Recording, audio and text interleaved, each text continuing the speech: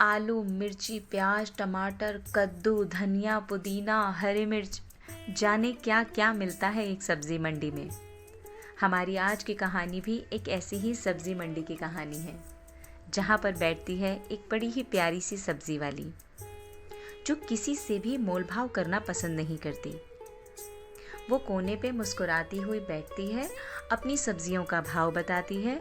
अगर किसी को वो भाव समझ में आया तो ठीक, नहीं तो जय राम जी की। वहीं पास से गुजरते हुए एक धर्मात्मा, जो शायद सब्जी मंडी में कुछ मुआयना कर रहे थे, उनकी नज़र उस सब्जी वाली पर पड़ती है। वो उसे देखते हैं और देखकर चकित रह जाते हैं। वो उसकी दुकान की दशा देखते हैं, जो कि बहुत ही छोटी सी जगह पर उसने अपनी दुकान लगाई हुई है।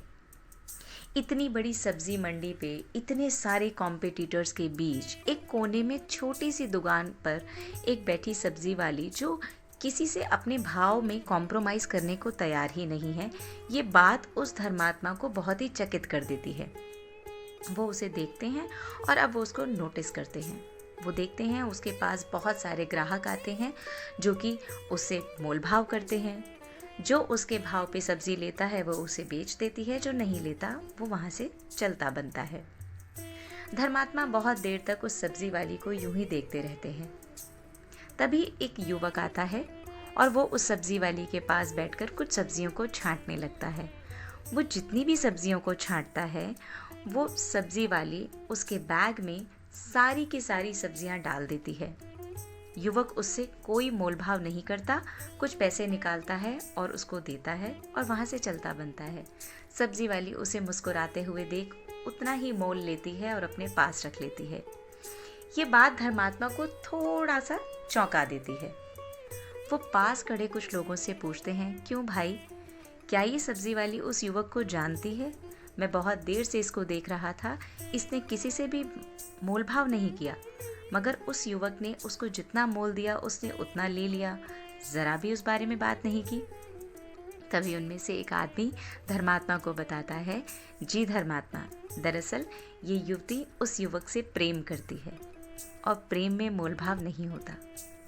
ये बात सुनते ही धर्मात्मा को एक झटका लगता है। उनके हाथ में एक जाप की माला थी, जिससे वो लगातार ईश्वर का जाप कर रहे थे। ये बात सुनते ही उनकी माला रुक जाती है। वो माला करना रोक देते हैं और मन ही मन में एक पश्चाताप आता है उनके दिल में। वो ये सोचते हैं कि ये मैं क्या कर रहा हूँ। एक साधारण सी स्त्री एक साधारण से पुरुष से इतना प्रेम करती है कि उसने अपनी व्यापार शैली को उस प्रेम के बीच में आने नहीं दिया। वो उससे कोई मोलभाव नहीं करती, लेकिन मैं अपने ईश्वर से इतना प्रेम करता हूँ, अथाह प्रेम करता हूँ, मगर उनका नाम इतना गिन चुन कर लेता हूँ। ये बात धर्मात्मा को सोचने पर मजबूर कर देती है कि हम जिससे इतना प्रेम करते हैं, उसके साथ किसी भी प्रकार का मोलभाव नहीं करते। आप अपने आसपास देखिए, आपके पास बहुत सारे लोग हैं, जिनमें से आपके मन में बहुत सारे लोगों के लिए थोड़ी शंका आती होगी, शायद थोड़ा मोलभाव होता होगा।